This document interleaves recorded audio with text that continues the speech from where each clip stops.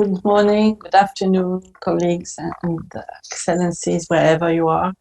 Let me start by session on financing for comprehensive, adequate, and sustainable social protection systems post-COVID-19. My name is Khalida Bouzar. I'm the Regional Director for the Arab States in United Nations Development Program, and it will be my pleasure to be your moderator today. Allow me to introduce the subject. Excellencies and colleagues, unfortunately, the COVID-19 pandemic has exposed serious vulnerabilities in the economies of the region and has also further exacerbated many long-standing challenges, including existing inequalities, unemployment, informality, and poverty. The pandemic has also reaffirmed the importance of having social protection system to mitigate the economic impact of the crisis and to support a pathway to an inclusive economic recovery. While governments in the region have made tremendous efforts to scale up social protection coverage during the pandemic, underinvestment in social protection, unfortunately, remains a key challenge across countries. Public expenditures on social protection in the region prior to the pandemic ranged from as low as 0.3% to 9.7% of the GDP against a world average of 10.8%. So you see there is a gap. Financing inclusive and shock responsive social protection system is an investment in people, yes, but it's also an investment in economic growth that helps to mitigate the impact of future shocks. There can be many ways to increase financial resources allocated to social protection, including increasing tax revenues, reallocating public expenditure, deficit spending, using ODA, issuing debt.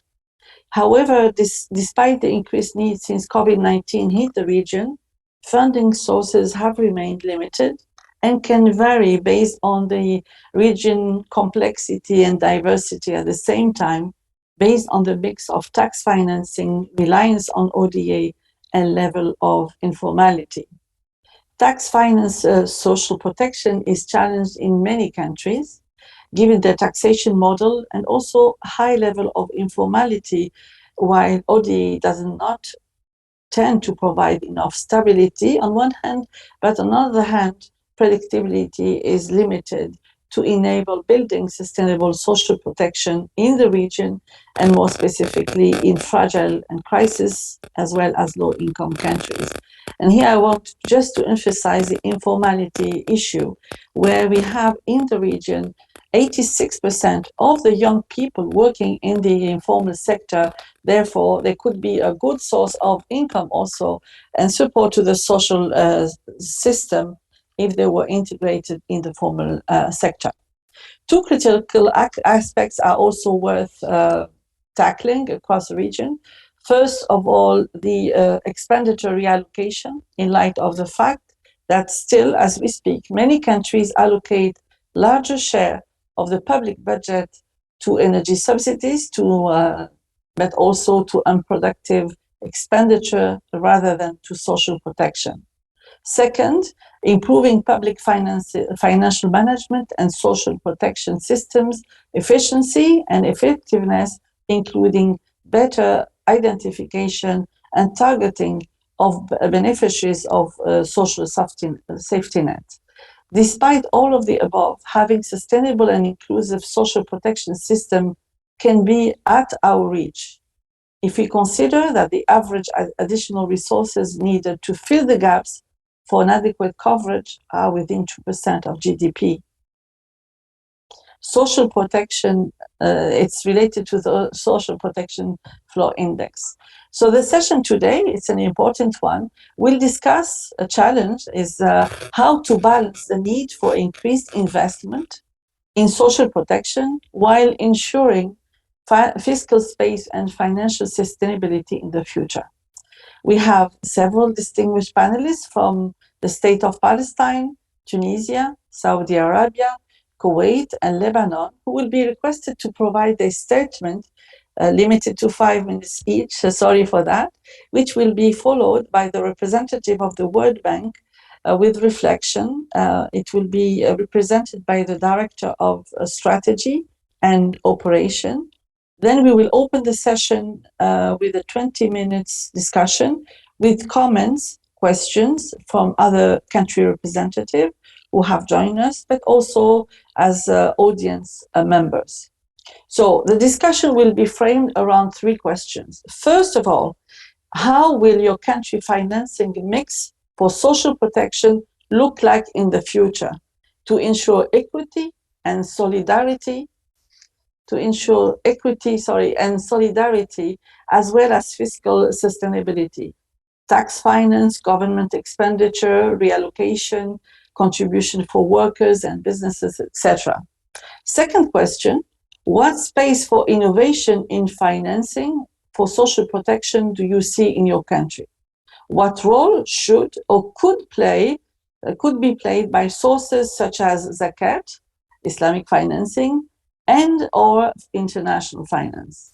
The last question, and the third one, is about how will the social protection reforms in your country be integrated into or complemented by other reforms, be it on public finance management, subsidies, etc. And do you anticipate related synergies?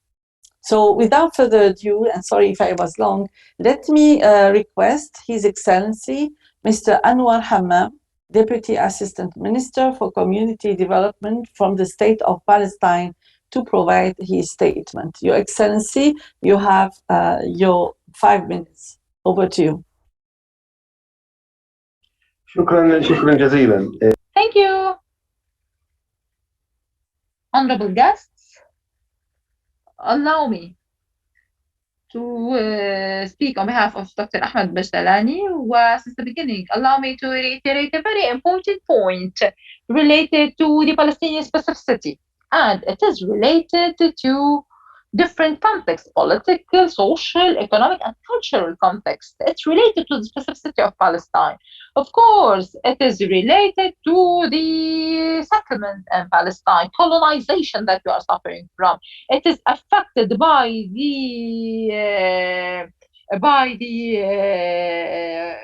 of course, the occupation, the detainees, the killing, the injuries with live bullets, and the occupation and the violence that's being practiced against us. In addition to the economic siege and limited movement of the goods and people and products by controlling the borders. All of this has led to serious repercussions and affected the level of poverty in Palestine that has reached 29%, and the extreme poverty 16.8% according to the survey of 2017. Unemployment has also exceeded 31% in 2018. However, these figures for poverty and unemployment were entrenched and worsened with the repercussions of COVID-19 pandemic.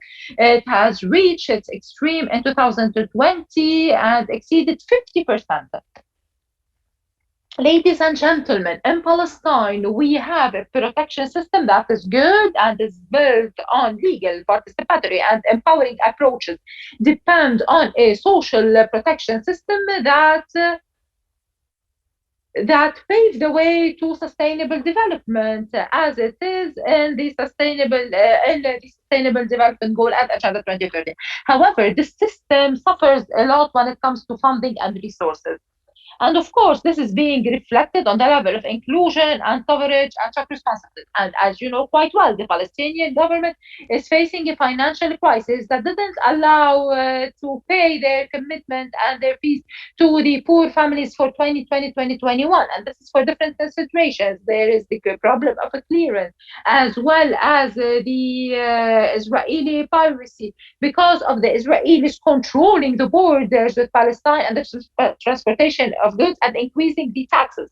The second crisis is COVID-19 pandemic, and the third complexity is the Okay, the measures that are taken by the occupation, because occupation is an enemy, the enemy of every development, and he's imposing invasions and affecting our daily lives on a daily basis. And number four is the reduction in in the international funding and financing in an unexpected way, an unprecedented way. Of course, there are many reasons that we do not want to mention here, and it has affected the social protection system in Palestine. And the reduction in funding has affected the second point, which is the coverage, and the cash transfer covers 136,000 households that are being transferred every 3 months. Despite of all the crises, the Palestinian government and the Ministry of Social Affairs during COVID-19 pandemic have invested in local resources as a strategic choice because of the previous crisis that we have faced. And in order to overcome the previous four factors that I have mentioned, through working in a participatory intervention, and we have established a fund that the private sector, civil-based organizations, and individuals have founded. In addition to local initiatives, individual initiatives, as well as the work of the volunteers, all the sectors and different initiatives have worked on this fund. In addition to that, the ministry have given great importance to moving from the need to the production through promoting the economic empowerment and designing wide interventions to it. And now the ministry has a very ambitious step in order to work on a strategic Palestinian plan to fight the multidimensional poverty. Also, we have an idea to invest in the Palestinian resources through forming the social protection platform, a Palestinian platform that includes youth in order to overcome the problems of funding in the future. Thank you for your good listening, and I wish you luck for this forum. Thank you.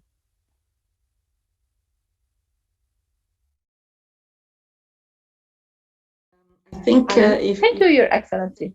the representative of Tunisia has not arrived, so I will exercise my power as moderator, and I would like to invite now Mr. Fathi bin Amer.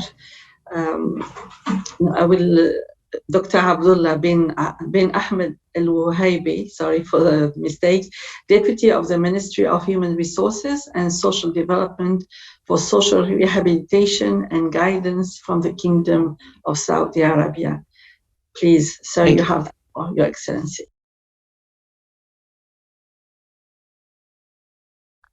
In the name of God, most merciful, most compassionate, peace be upon the Prophet, his kith and kin. Ladies and gentlemen, honorable guests, dear excellencies, dear colleagues, participate in the Arab Ministerial Forum 2021, peace be upon you.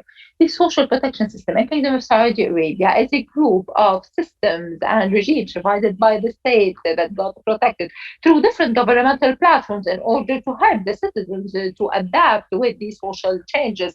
And this is based on the vision of Kingdom of Saudi Arabia 2030, as well as the National Transformation System. This system include different categories in the society, and the retired people, and university graduates, as well people with disabilities, and orphans, and different categories, and in attempt to try to reduce the burden of the citizens with a middle income.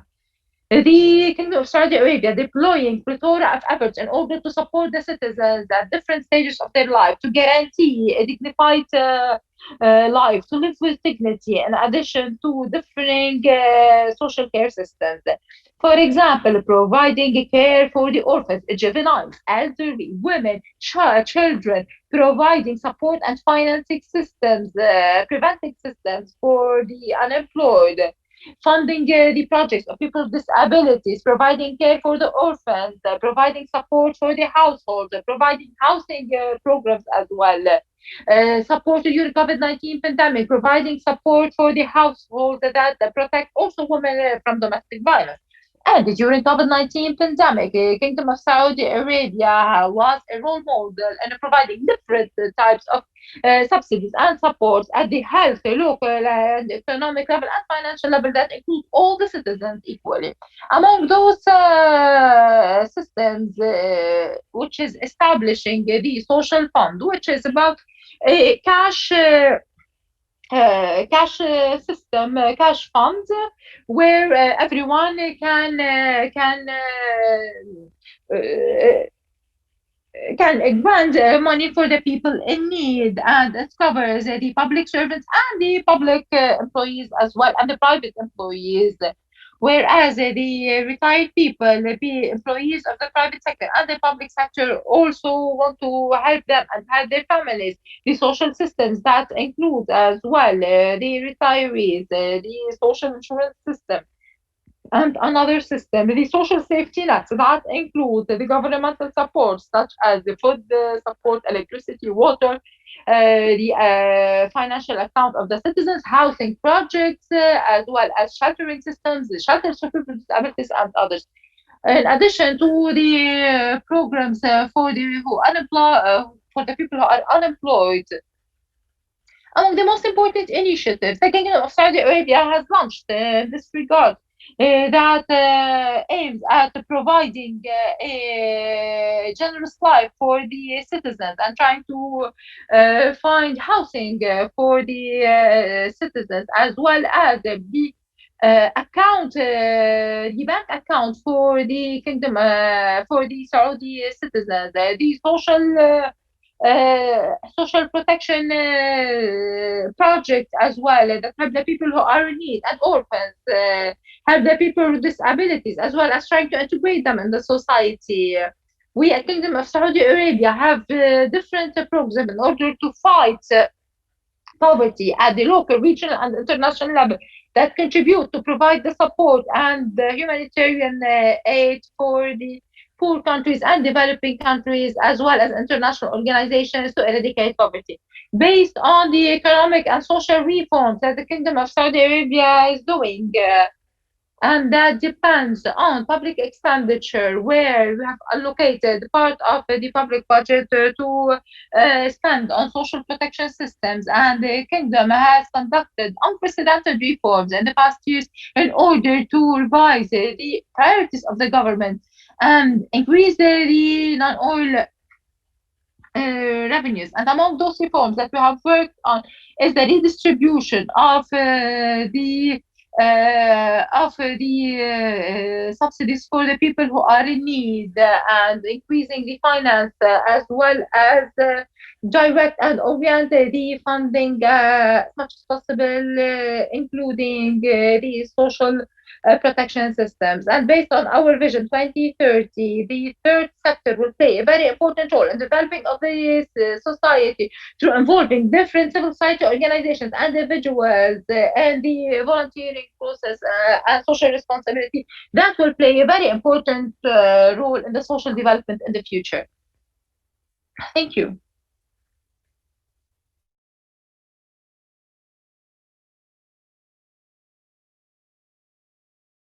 The pleasure to have the Tunisian representative, His Excellency Mr. Fathi bin Amer, who is the Chief of Staff of Ministry of Social Affairs from Tunisia. Apologies, but please, you have the floor.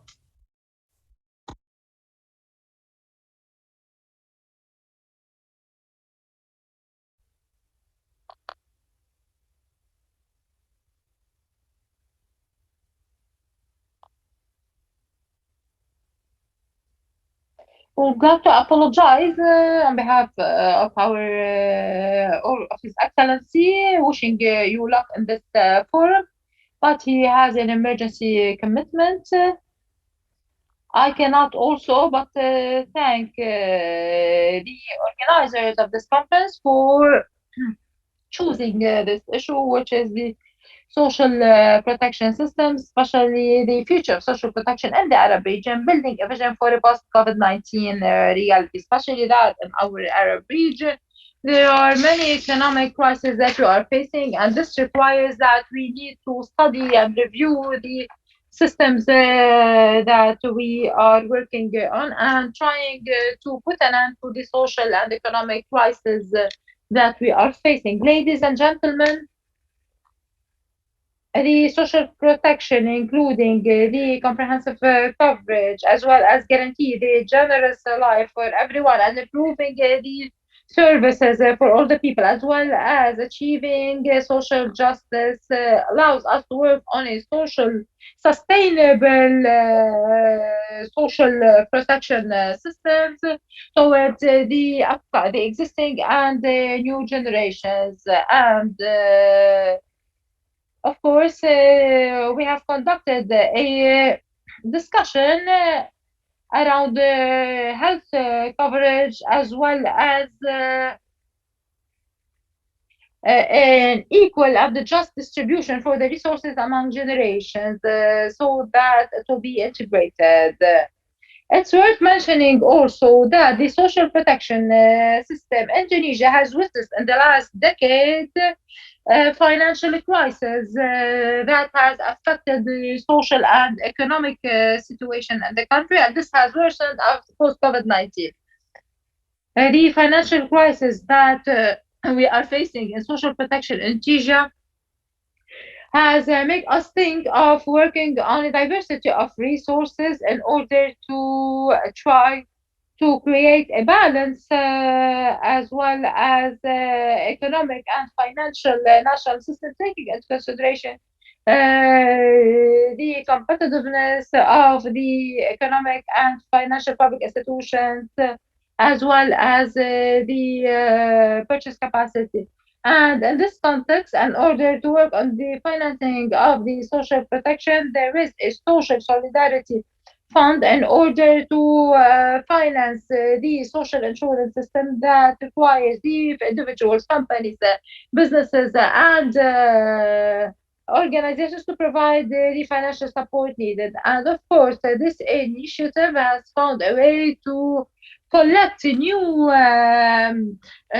financial resources because this is only or our funding depends by 90% on the cut from the salaries.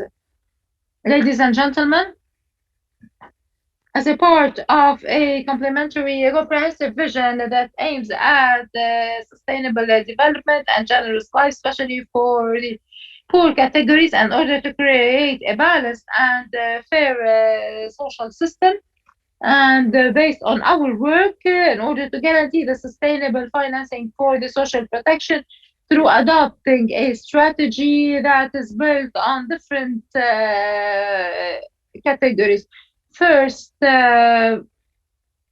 finding different financial resources by finding new financial resources, starting from the reforms that we need in order to create a balance in the social insurance, as well as working on a good governance system in order to manage the funds as well as to mitigate the burden, to work on improving the social systems for the social insurance, and work on reducing the debt of the social funds, as well as working on promoting the social systems by working on comprehensive registries that include all the necessary data and replace the traditional conventional social protection by a comprehensive strategy for social protection uh, while using development indicators that meet with or that are interlinked with other policies such as investments and others, as well as work on a policy that target poverty and eradicate the reasons of poverty. In the end, I wish you luck in this forum, and we would like I would like to hope that all these suggestions and recommendations will improve the future of social protection in the Arab region, and hoping that we will reach a comprehensive social protection system. Thank you.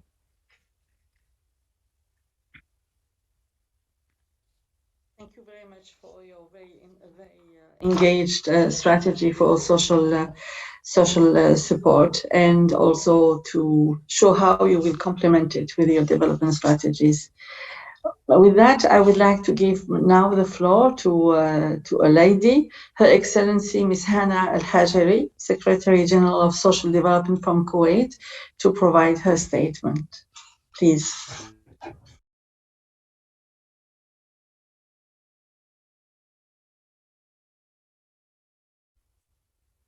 Good day to all of you. In the name of God, most merciful, most compassionate. For the state of Kuwait, we provide different social support and aid or social protection systems for its citizens. Some of them are distributed by the Ministry of Social Affairs for 16 categories with an amount between 20 million Kuwaiti dinar on a monthly basis.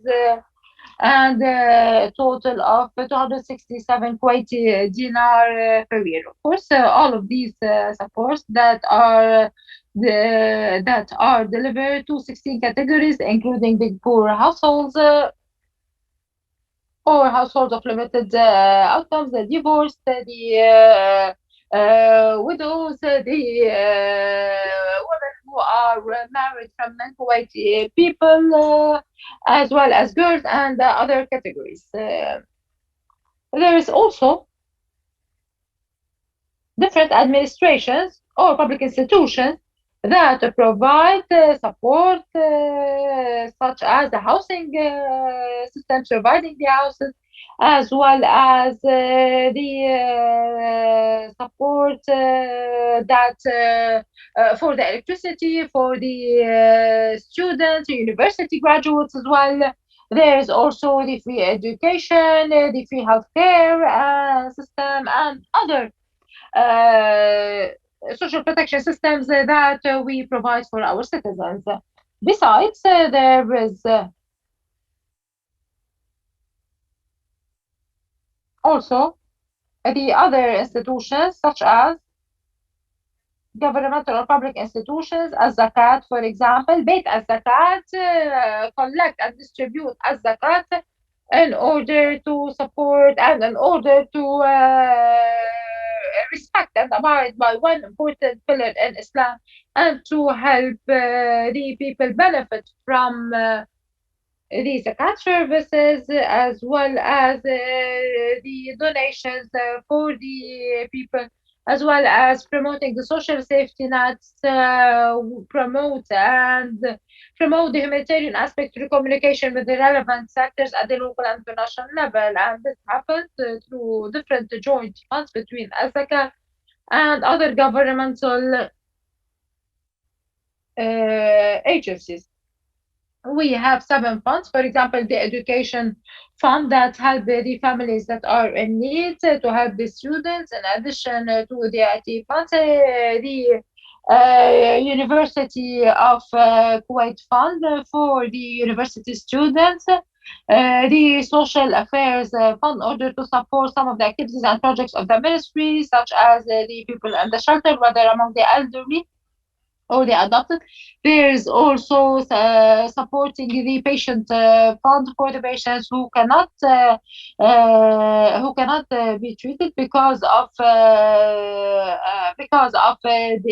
cannot afford it, or they are unemployed, as well as provide the support for the students who are studying abroad. The funds of helping the citizens in order to provide the support for the drug addicts and those who are unemployed. And of course, as the cat has provided financial support that reached 12 million dinar to help all the people in Kuwait in the first half of the year 2021. And of course, the total household who benefited from our help during COVID-19 was 22 and 880,000 households, in addition to the public charitable organizations that can play a very important role in social protection,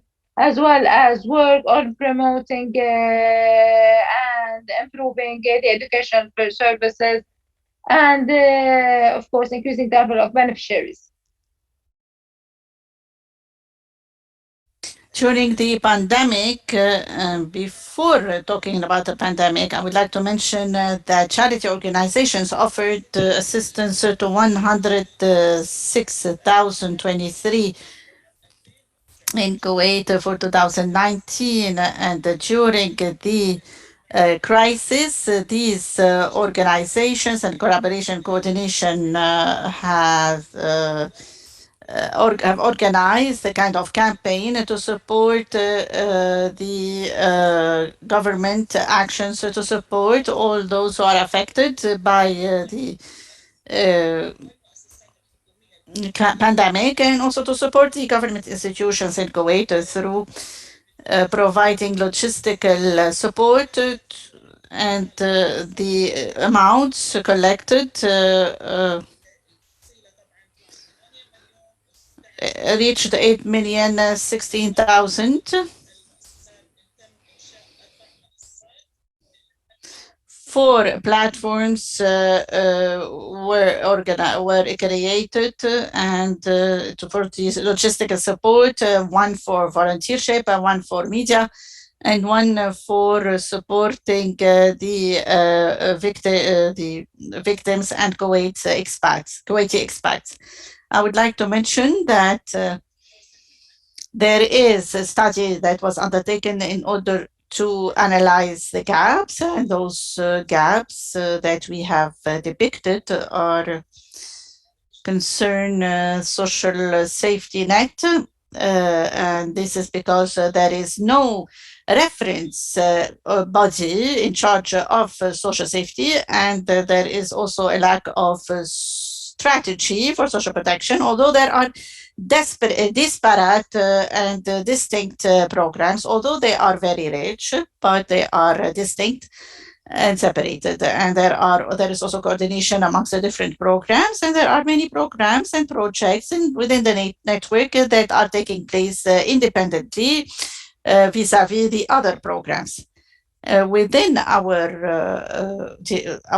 process for the development of the social safety net, and after we have faced many obstacles because of the pandemic, and in order to achieve justice among people, we have an action plan for the government.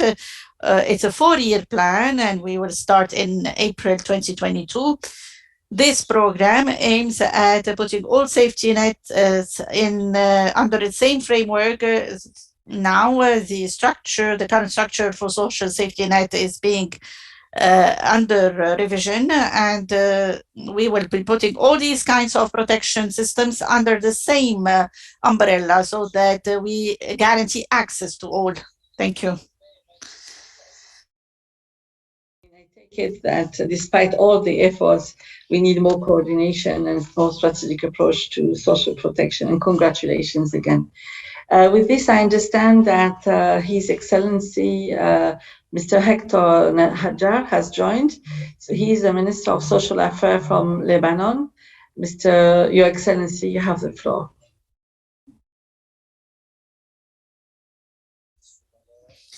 Dear colleagues, dear excellencies, ministers from the Arab countries, dear representatives of the United Nations, at a time when the world was facing COVID-19, we were in Lebanon dealing with a number of ramified and multidimensional crises.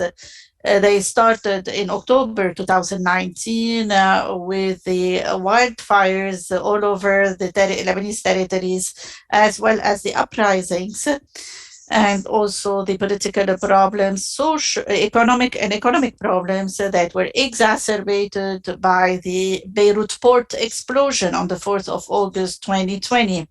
All these factors led to a huge collapse and deterioration in the value of the Lebanese pound, and a full economic collapse. Poverty reached 75% of the Lebanese people. In addition to that, Lebanon had host to more than 1.5 million Syrian refugees since the start of the Syrian crisis, i.e. around 25% of the total population of Lebanon. All these factors raise many challenges and huge responsibilities in order to try to mitigate the crisis impact on the Lebanese people, on the refugees, and on the vulnerable groups. In order to face this situation, we are working now on launching the strategy for social protection for Lebanon in collaboration with the International Labour Organization, the UNICEF, and we are focusing our efforts since we came to power on the same topics. First, improving care contracts, social care contracts with the organizations that deal with the most needy street children, orphans, women victims of violence, people with special needs, drug addicts, elderly, etc. Through the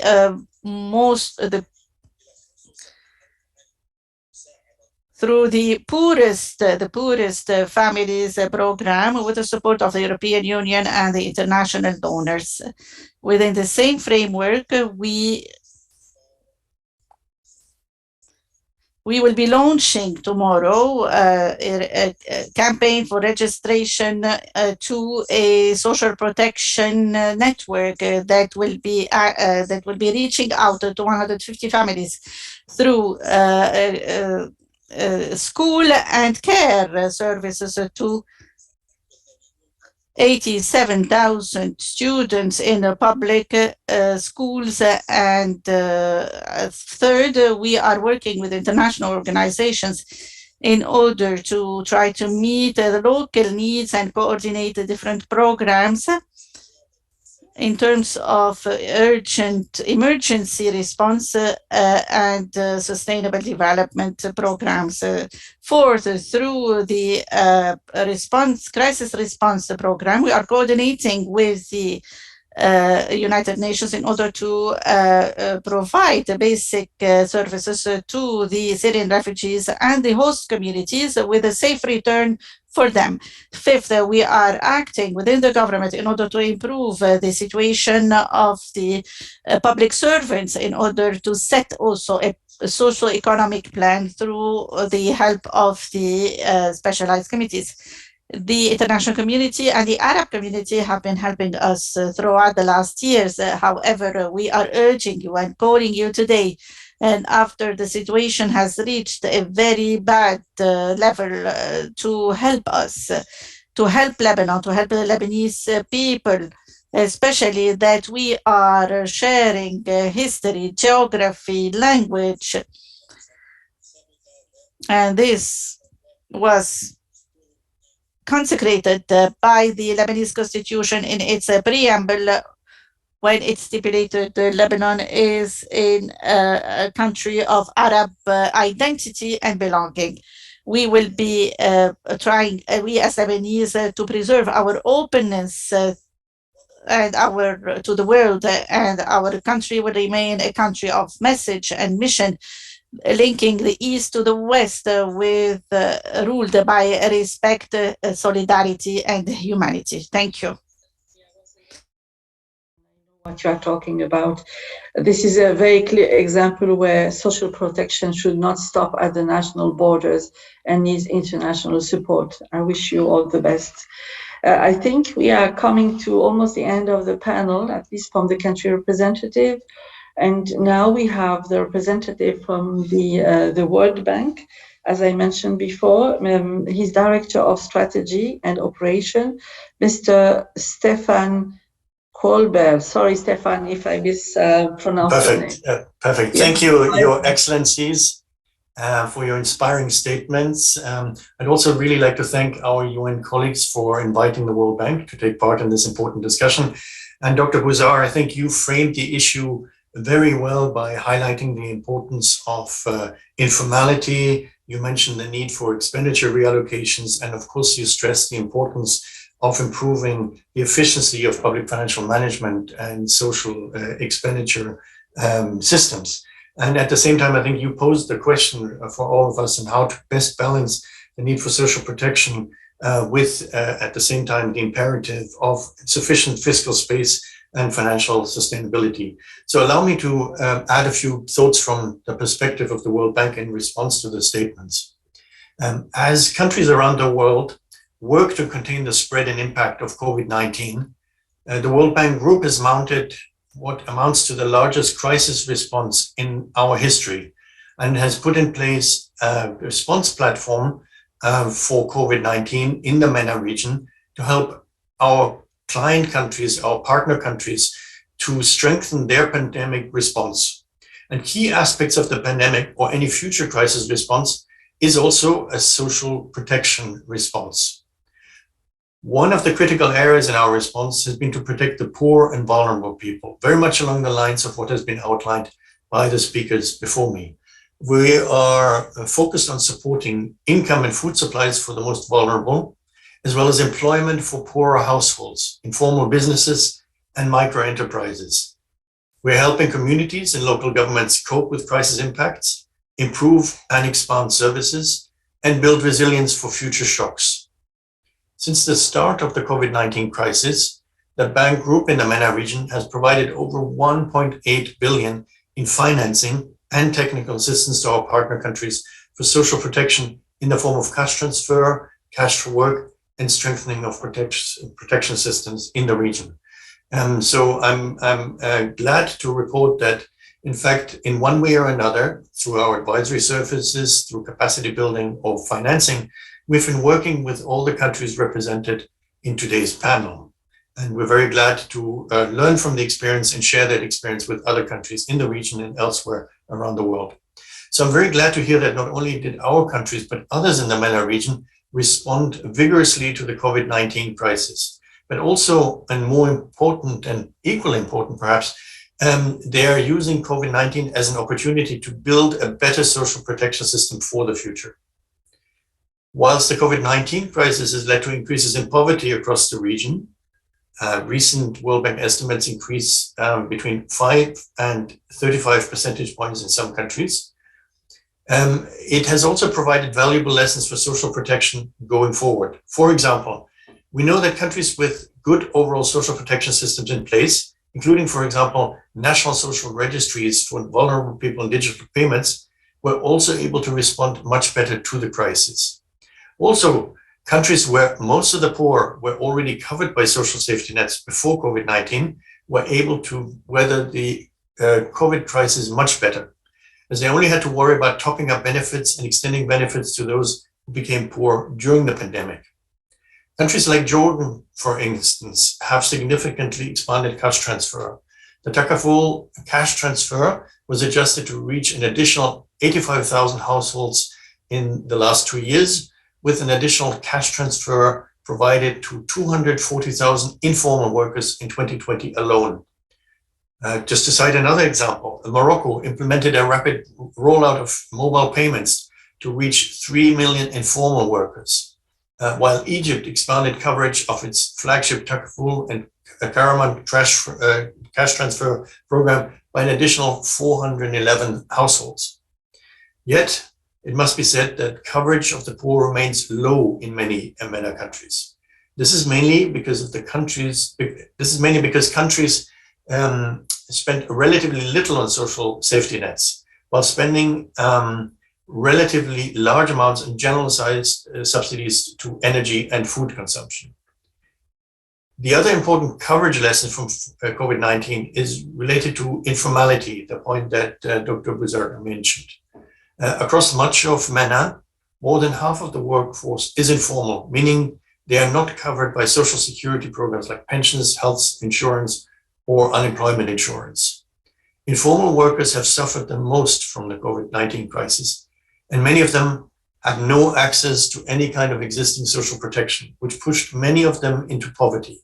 The good news is that some of them benefited from COVID-19 response measures such as Egypt, Jordan, Morocco, and Tunisia.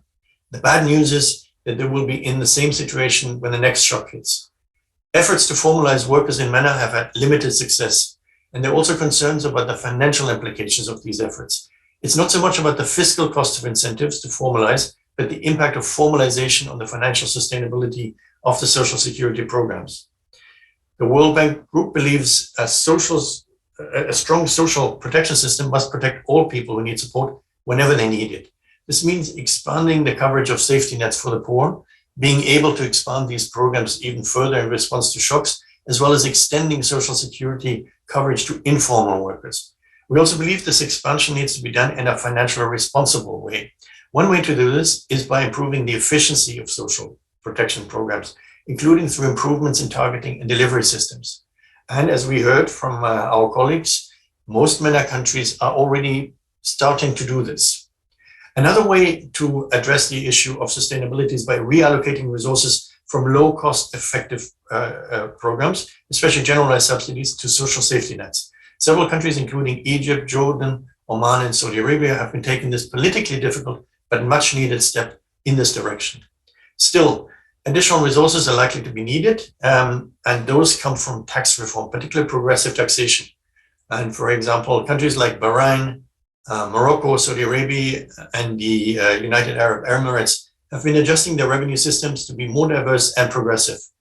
And not all resources for social protection need to come from the general budget. Social security programs need to be financially sustainable, and they're not in most MENA countries, and the population aging just makes things worse. This requires parametric reforms to align contributions and benefits. So these social security reforms are needed before any expansion to cover informal workers can be considered in a sustainable way. This is because adding more informal workers to an unbalanced scheme will only make them more unsustainable over the long run. So let me conclude by mentioning again that efforts to formalize informal workers have limited success in MENA and elsewhere. Emerging evidence shows that other instruments, such as voluntary saving schemes with targeted subsidies, can help extend social insurance to informal workers in a financially sustainable way. This is a difficult reform, but a necessary one. And my colleagues and I from the World Bank are here to support MENA countries in this endeavor, working in collaboration with the UN and all other partners. Thank you very much for the opportunity to talk. Thank you very much, Stefan. I think with this, we'll open the floor for any questions. If you want to speak, please raise your hands. We have to shorten a bit this panel. I'm told 15 minutes by the organizers. So I don't see any question in the chat. Does it mean that we don't have any questions? I know the presentations were very good and impressive, I would say, but I would expect some interventions from the member countries or from the audience.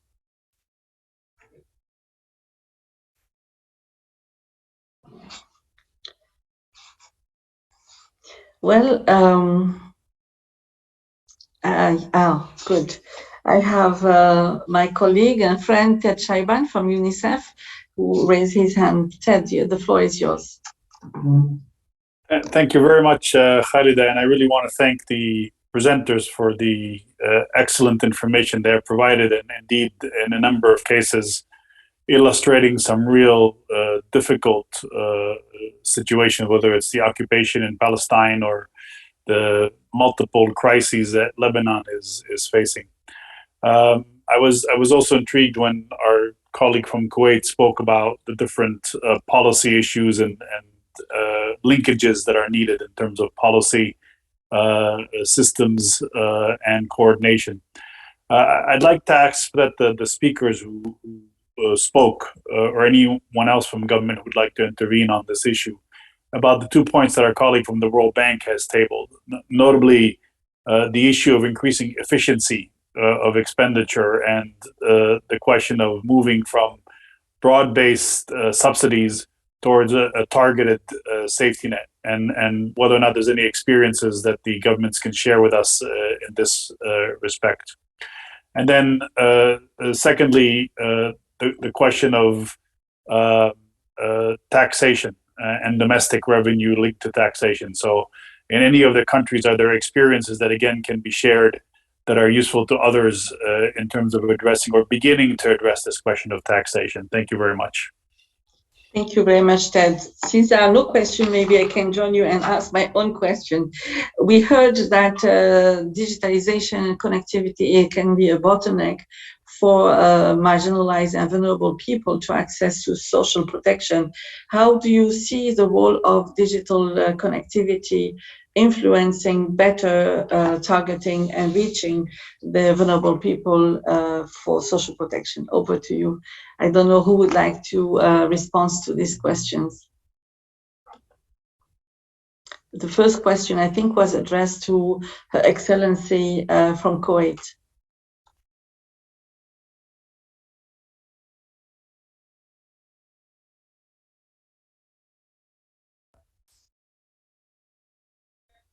Concerning we as when we have electronic platforms, so digitalization has imposed itself during the pandemic, and this pushed us to create many platforms. We had a platform called Kuwait Young Rawatib. It's Kuwaitis with no salaries.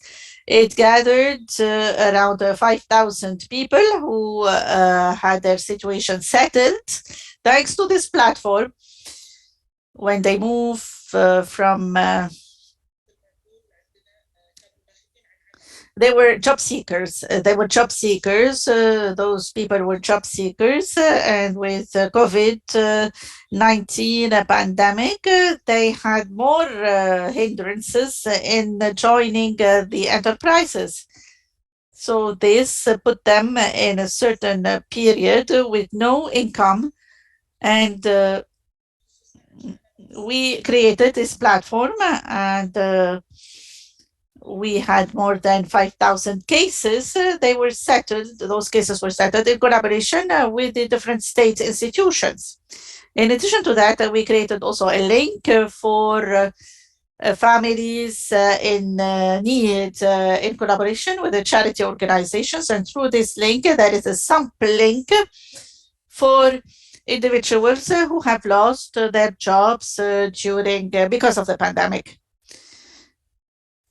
And we presented around assistance to 39,000 people. So, and this was thanks to many platforms, and this is a confirmation that digitalization is very important, of course.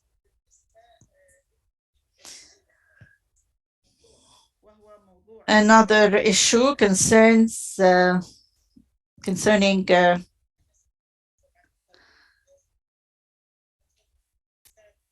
something that was mentioned by our colleague here. It's about the fact that yes, there is some duplication in terms of dispersing assistance. Some categories have access to such assistance while they do not deserve it. And this is what we are trying to rectify and revise when we are dealing with the safety nets. So restructuring those safety nets in order for us to be able to face the different shocks. Thank you. Thank you very much. I have His Excellency Dr. Hajar from Lebanon, and then Dr. Fathi from Tunisia. Please, Your Excellency.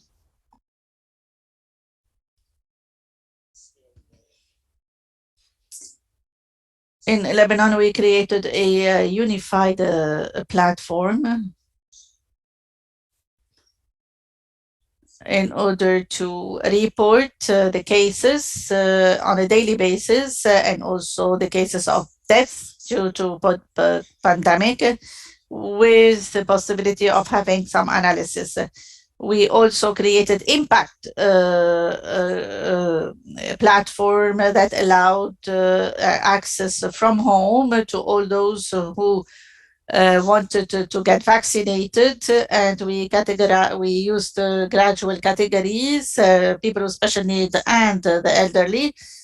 now the social safety net that will be launched tomorrow for registration. People will be able to register on an electronic platform from home through the phone, through the mobile. And this will allow all the people to have access to this without moving, especially for the people with special needs, the elderly, the people who do not have the capacity to move because of the gas prices. Also, they can use this platform, which is Impact platform.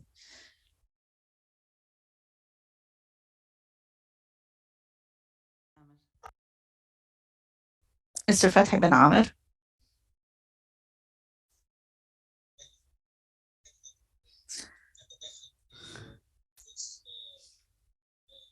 I have an intervention concerning COVID-19,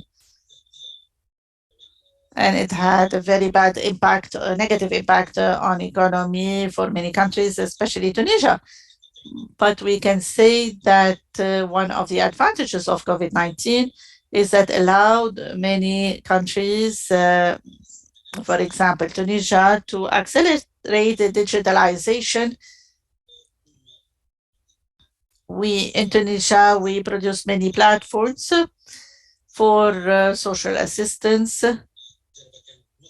And this experience was very fruitful,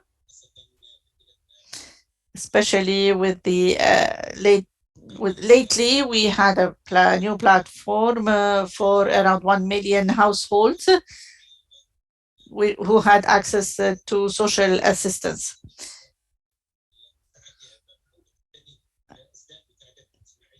So social assistance, we did not want social assistance to reach out to people who do not deserve it.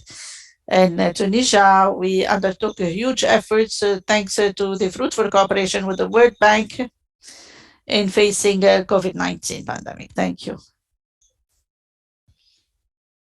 I think we have no other questions as far as I see. Maybe if you allow me, then I could conclude. I know that the plenary is starting very soon.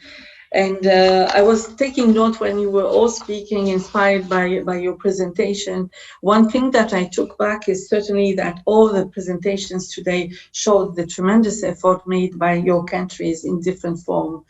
What I have noted, some keywords, social protection is about solidarity. It's not only about the government, it's also about solidarity among citizens in countries, but we heard also about the need for international solidarity if you want to talk about social protection in the case of Palestine or in the case of Lebanon, for example. We also heard from what you presented that all your social protection activities and efforts are targeting all the vulnerable people, including orphans, women, widowers, handicapped people, and etc. We also heard that you are all working towards providing a dignified life to your citizen, and this is really congratulations and heartening to hear.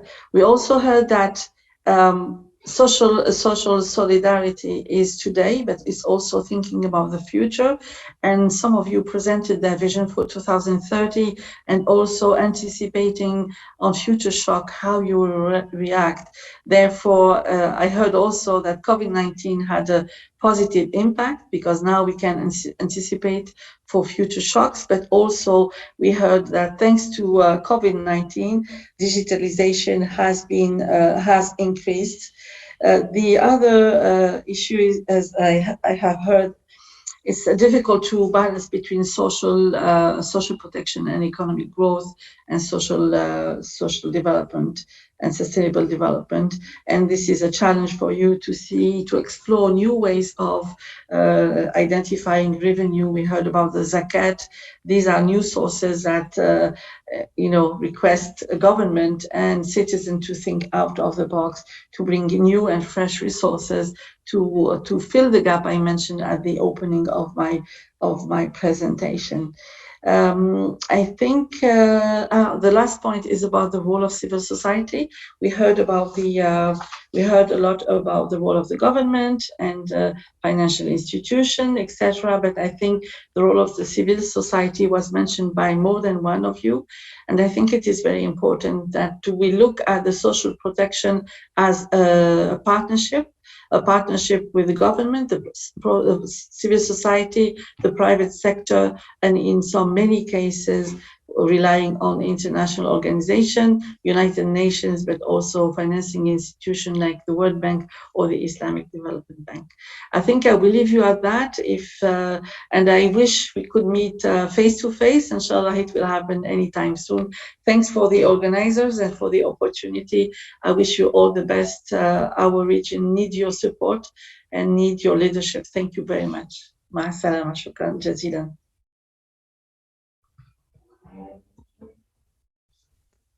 Thank you very much.